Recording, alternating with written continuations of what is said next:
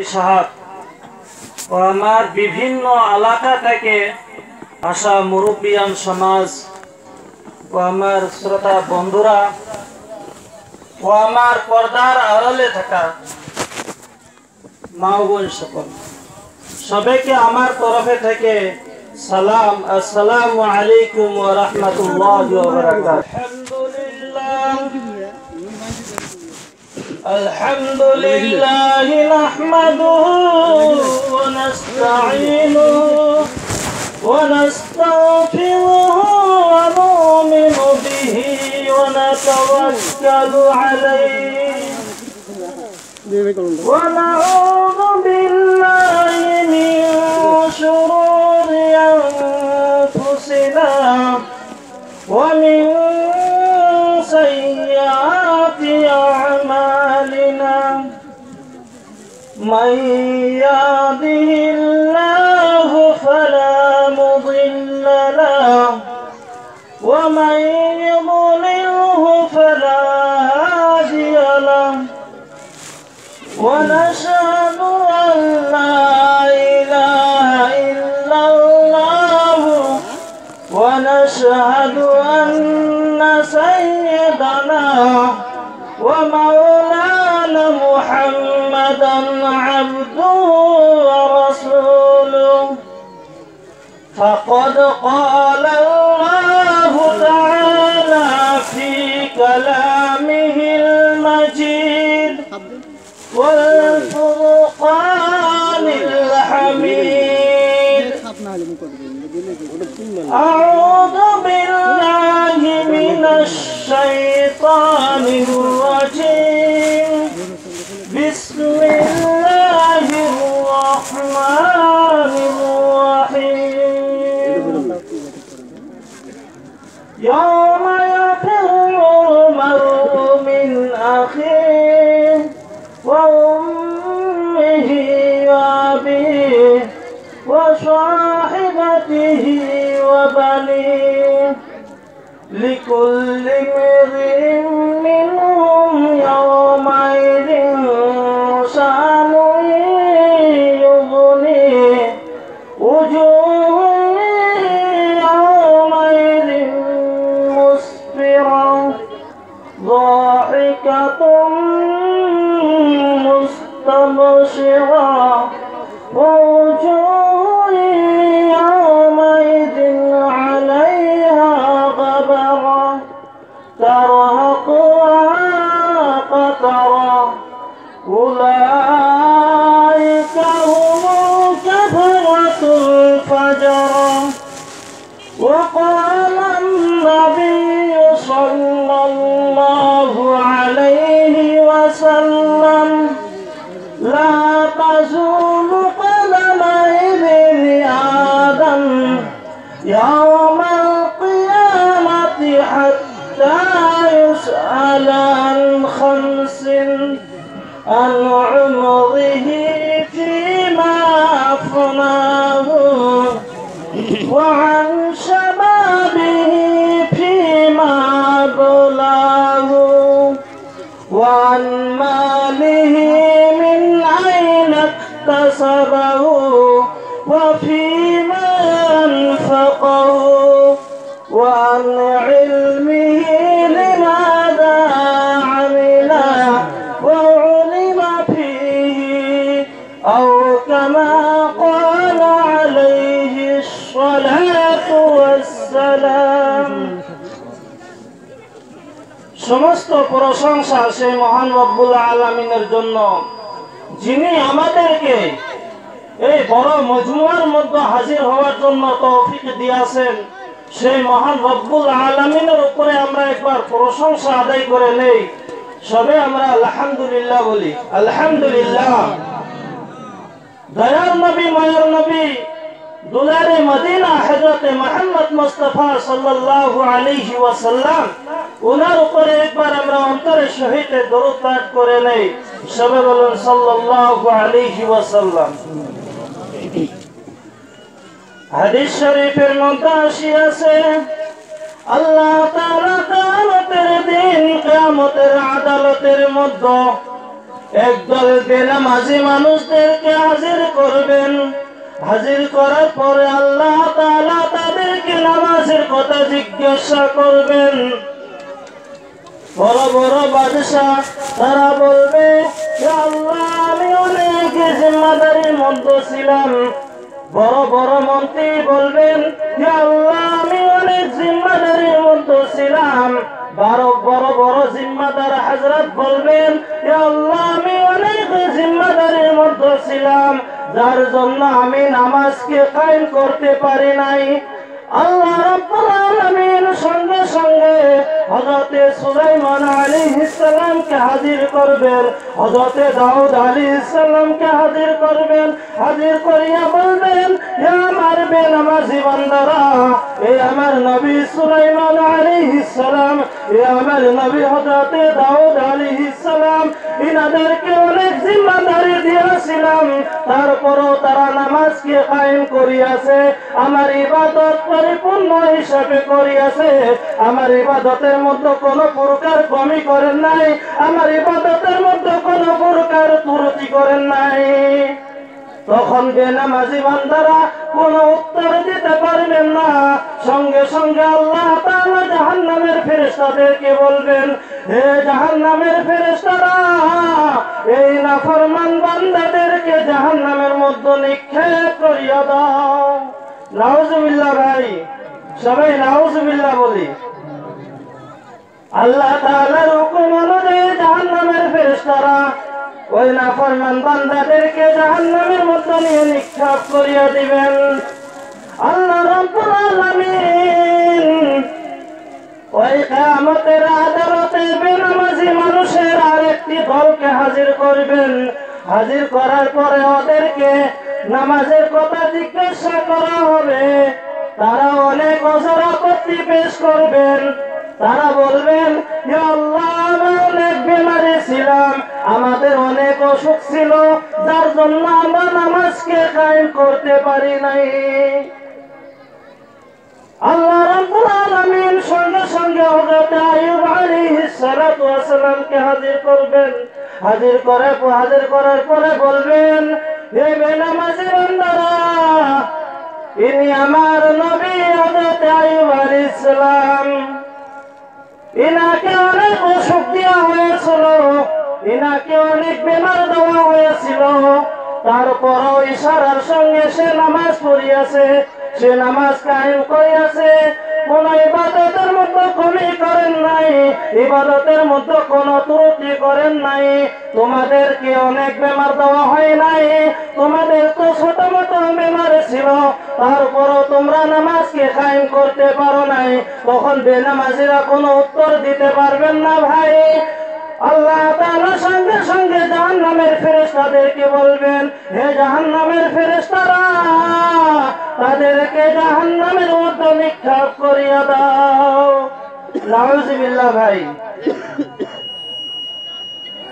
আল্লাহ তাআলা কিয়ামতের দিন, কিয়ামতের আদালতের মধ্যে আরেকটি দলকে হাজির করবেন। হাজির করে তাদেরকে আল্লাহ তাআলা নামাজের কথা জিজ্ঞাসা করবেন। নামাজের কথা জিজ্ঞাসা করার পরে তারা কোনো উত্তর দিবেন না। তারা বলবেন, ইয়া রাব্বাল আলামিন, ইয়া দয়ালু আল্লাহ, আমার তো দুনিয়ার মধ্যে অনেক ছেলে সন্তান ছিল, যার জন্য আমরা নামাজ কায়েম করতে পারি নাই। আল্লাহ তাআলা সঙ্গে সঙ্গে হযরত ইয়াকুব আলাইহিস সালামকে হাজির করবেন। হাজির করিয়া বলবেন, হে বেনামাজি বান্দারা, হে নাফরমান বান্দারা, আমি ইয়াকুবকে বেশি ছেলে পেলে দিয়েছিলাম না, তোমাদেরকে বেশি ছেলে মেয়ে দিয়েছিলাম। তখন নাফরমান বান্দারা বলবেন, হে আল্লাহ, আমাদের নবী হযরত ইয়াকুব আলাইহিস সালামকে বেশি ছেলে মেয়ে দেওয়া হয়েছিল। তারপরে বেনামাজিরা কোনো উত্তর দিতে পারবেন না। আল্লাহ তাআলা সঙ্গে সঙ্গে জাহান্নামের ফেরেশতাদেরকে বলবেন, হে জাহান্নামের ফেরেশতারা, তাদেরকে জাহান্নামের মধ্যে নিক্ষেপ করিয়া দাও। হুকুম দেওয়ার সঙ্গে সঙ্গে জাহান্নামের ফেরেশতারা তাদেরকে জাহান্নামের মধ্যে নিয়ে নিক্ষেপ করিয়া দিবেন। নাউজুবিল্লাহ ভাই। কিয়ামতের দিন আল্লাহ তাআলা একটি দলকে হাজির করবেন। ওই দলটি হয়েছে মহিলা মানুষের দল। আল্লাহ তাআলা কিয়ামতের আদালতের মধ্যে ওই দলটি হাজির করার পরে ওদেরকে জিজ্ঞাসা করবেন নামাজের কথা। তারা বলবেন, ইয়া আল্লাহ ইয়া রাব্বাল আলামিন, আমাদের স্বামী অনেক জালিম ছিল, আমাদের স্বামী অনেক দরিদ্র ছিল, আমাদের স্বামী অনেক অত্যাচারকারী ছিল, যার জন্য আমরা নামাজকে কায়েম করতে পারি নাই। আল্লাহ রাব্বুল আলামিন সঙ্গে সঙ্গে হযরত আসিয়া ফিরাউনের বিবিকে হাজির করবেন। হাজির করার পর আল্লাহ তাআলা ওই বেনামাজি বান্দীদেরকে বলবেন, হে বেনামাজি বান্দীরা, আসিয়ার স্বামী বেশি জালিম ছিল না তোমাদের স্বামী বেশি জালিম ছিল? তখন তারা বলবেন, ইয়া আল্লাহ আসিয়ার স্বামী বেশি জালিম ছিল। আল্লাহ তাআলা তখন বলবেন, তোমরা কেন নামাজ পড়ো নাই? তখন তাদের কাছে কোনো উত্তর থাকবে না। রব্বুল আলামিন জাহান্নামের ফেরেশতাদেরকে হুকুম করবেন, হে জাহান্নামের ফেরেশতারা, তাদেরকে জাহান্নামের মধ্যে নিয়ে নিক্ষেপ করিয়া দাও। যখন জাহান্নামের মধ্যে নিক্ষেপ করা শুরু হবে, মালিক নামের একজন ফেরেশতা, যেটা জাহান্নামের ফেরেশতা, ওদেরকে বলবেন, মা সালাকাকুম ফি সাকার লাম নাকু মিনাল মুসাল্লিন। তাদেরকে বলবেন, তোমাদেরকে কি জন্য জাহান্নামের মধ্যে ঢালা হইতেছে? তোমাদের কি জন্য জাহান্নামের মধ্যে নিক্ষেপ করা হইতেছে? তারা বলবেন, লাম নাকু মিনাল মুসাল্লিন, আমরা দুনিয়ার মধ্যে অনেক সুখ শান্তি করিয়াছি, অনেক সুখ শান্তির মধ্যে জিন্দেগি বছর করিয়াছি, জিন্দেগি কাটাইছি, কিন্তু আমরা নামাজ পড়ি নাই, ওই জন্য আমাদেরকে জাহান্নামের মধ্যে নিক্ষেপ করা হইতেছে। হাদি আরম সাল্লাল্লাহু আলাইহি ওয়াসাল্লাম বলেছেন, যে ব্যক্তি এক ওয়াক্ত নামাজ কাজা করবেন, সে 80 বছর জাহান্নামের আগুনের মধ্যে জ্বলবেন। ভাই, আমি একটি আয়াত পূর্বে পাঠ করিয়াছি, তার ব্যাখ্যা আমি এখনো করতে চাই। ইয়াউমা ইয়াফিরুল মারউ মিন আখিহি ওয়া উম্মিহি ওয়া আবিহি ওয়া সাহিবাতিহি ওয়া বানিহি। এই পবিত্র আয়াতের মধ্যে আল্লাহ তাআলা ঘোষণা করতেছেন, কিয়ামতের মাঠ এরকম খতরনাক মাঠ হবেন, কিয়ামতের মাঠ এরকম ভয়ানক মাঠ হবেন। এই আয়াতের মধ্যে বলা হইতেছে, কিয়ামতের দিন এক ভাই দ্বিতীয় ভাইয়ের কাছে যাবেন, একটি নেকির জন্য যাবেন, ধার ধার করিয়া নেকির জন্য যাবেন, বলে ভাই আমি একটি নেকির জন্য জান্নাতে যাইতে পারতেছি না, আমাকে একটি নেকি দেওয়া সাহায্য করো। তখন ওনার ভাই বলবেন, এ ভাই, এগুলো তো দুনিয়ার লীলা খেলা ছিল, এখন আমি আপনাকে সাহায্য করতে পারবো না। তখন সে তার মার কাছে চলে যাবেন, ধার ধার করে তার মার কাছে চলে যাবেন। ওখানে যা বলবেন, হে আম্মা জান, আপনি দুনিয়ার মধ্যে আমাকে অনেক লালিত পালিত করে ডাঙর দিগল করিয়াছিলেন, আজকে আমি একটা নেকির জন্য জান্নাতে যাইতে পারতেছি না, আমাকে একটা নেকি দিয়ে সাহায্য করেন। তখন আম্মা জান বলবেন, হে বেটা, আমি দুনিয়ার মধ্যে তোমাকে অনেক কষ্ট করিয়া ডাঙর দিগল করিয়াছি, এখানে আমি তোমার কোনো সাহায্য করতে পারবো না।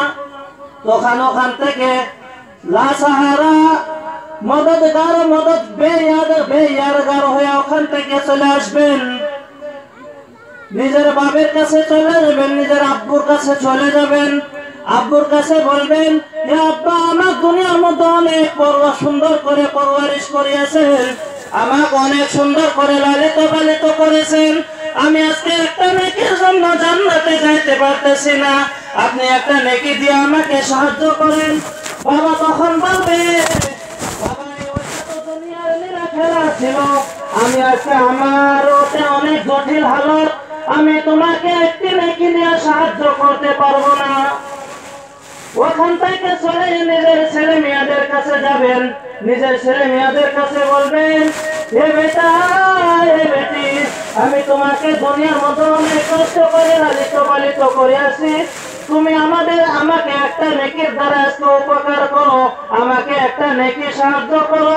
তখন বেটা বেটি বলবে, আব্বু আজকে আমরা আপনাকে সাহায্য করতে পারবো না, আজকে তো আমরা ইয়ানফসির হালতের মধ্যে আছি। লাস্ট মুহূর্ত ওনার বিবির কাছে চলে যাবেন, ওনার বিবির কাছে যা বলবেন, হে বিবি সাহেবা, দুনিয়ার মধ্যে অনেকদিন একসঙ্গে জিন্দেগি কাটাইছি, দুনিয়ার মধ্যে অনেকদিন একসঙ্গে জিন্দেগি বসর করিয়াছি, আজকে আমি একটা নেকির জন্য জান্নাতে যাইতে পারতেছি না, আমাকে একটা নেকি দিয়ে সাহায্য করো। তখন বিবি বলবেন, বাবা ওইটা তো দুনিয়ার নীলাফেরা ছিল, ওইটা তো দুনিয়ার মহব্বত ছিল, আমি এখানে তোমাকে কোনো নেকি দিয়ে সাহায্য করতে পারবো না। ওখান থেকেও সে চলে যাবে, কোনো উপকার কেউ করবে না, অবশেষে আল্লাহ তাআলা তার জাহান্নামের জন্য ফয়সালা করিয়া দিবেন। সোনার বন্ধুগণ, আমি একটি হাদিস পড়িয়াছি, হাদিসের ব্যাখ্যা করতেছি।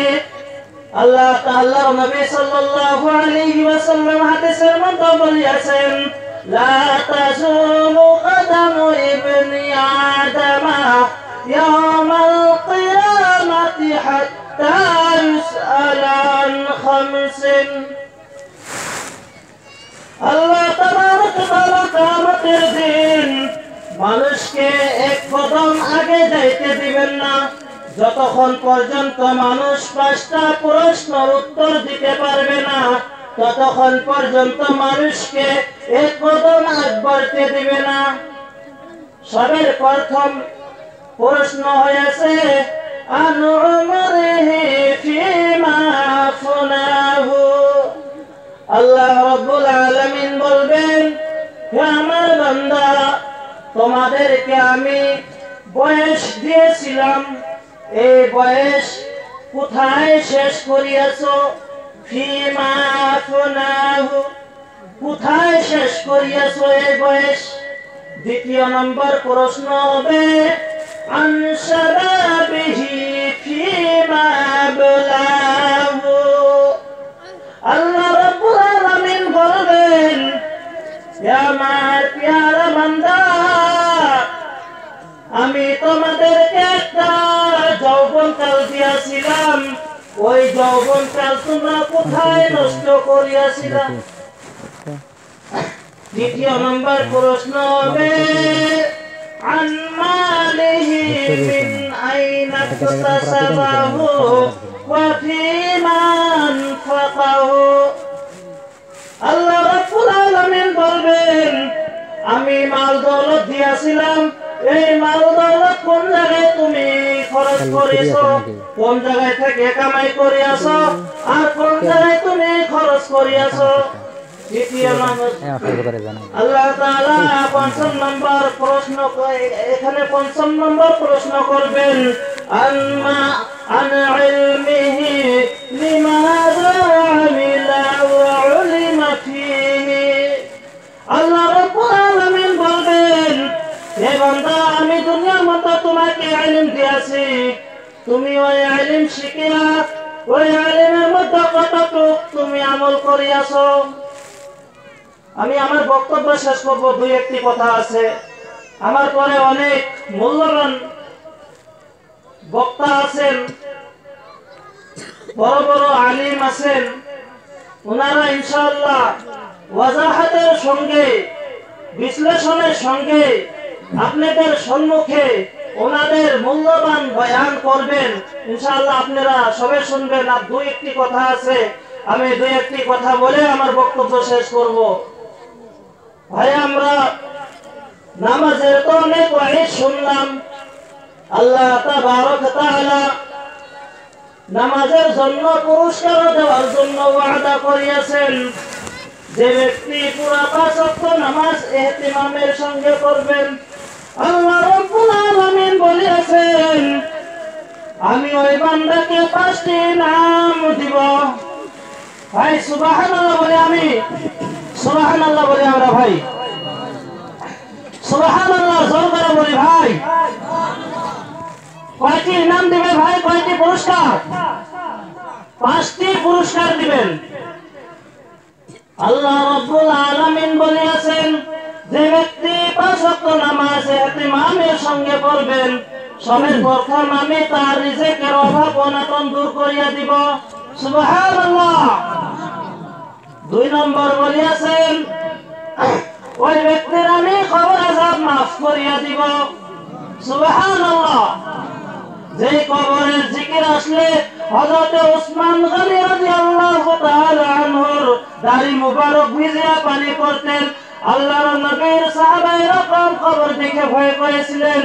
সাহাবায়ে কেরাম রিদওয়ানুল্লাহি তাআলা আলাইহিম আজমাইন ওনাকে জিজ্ঞাসা করিয়াছিলেন, হে খলিফা, হে বাদশাহ, তো আপনার সঙ্গে অনেক কথা আসে, আপনি এরকম কাঁদেন না, কিন্তু কবরের কথা যখন আসে, কবরের সম্মুখে দিয়ে যখন আপনি যান, আপনি কাঁদতে কাঁদতে দাড়ি মুবারক দিয়ে পানি পড়ে।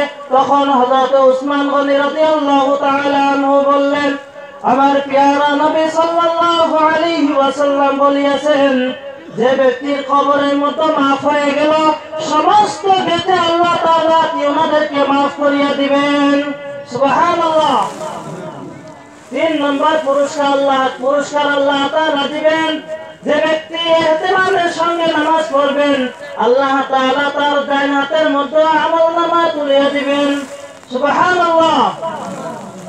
আর 4 নম্বর পুরস্কার হয়েছে ভাই, যে ব্যক্তি ইহতিমামের সঙ্গে নামাজ পড়বেন, আল্লাহ রাব্বুল আলামিন তাকে বিজলি আকারে সিরাতের রাস্তা পার করে দিবেন। সুবহানাল্লাহ। ভাই জোরে বলে সুবহানাল্লাহ। একবার সুবহানাল্লাহ বলে ভাই, আল্লাহ তাআলা এর রাসূল করে আমাদের সমস্ত মানুষকে maaf করে দিবেন। সুবহানাল্লাহ। 5 নম্বর পুরস্কার হয়েছে যে ব্যক্তি ইহতিমামের সঙ্গে নামাজ পড়বেন, ইখলাসের সাথে নামাজ পড়বেন 5 ওয়াক্ত, আল্লাহ তাআলা তাকে বিনা হিসাবে জান্নাতের মধ্যে দিবেন। সুবহানাল্লাহ। ভাই আমি এখানে বলে আমার বক্তব্য শেষ করতে চাই। আমার বয়ানের মধ্যে ভুল ত্রুটি হইতে পারে, আমাকে গ্রামের ভাই বন্ধু হিসাবে আমাকে মাফ করিয়া দিবেন। মুরব্বী সমাজ বেটা ভাতিজা হিসাবে আমাকে মাফ করে দিবেন। আমার জন্য দোয়া করবেন যাতে আল্লাহ তাআলা আমাকে এই রাস্তার মধ্যে মরা পর্যন্ত আল্লাহ তাআলা এই রাস্তার মধ্যে যাতে কবুল করিয়া নেয়। আর ইনশাআল্লাহ আমরা সবাই 5 ওয়াক্ত নামাজ পড়বো ভাইয়া, সবাই ইনশাআল্লাহ বলি, ইনশাআল্লাহ, যাতে আল্লাহ তাআলা এই পুরস্কার আমাদেরকে দেন কিয়ামতের দিন। ওয়া মা আলাইনা ইল্লাল বালাগ।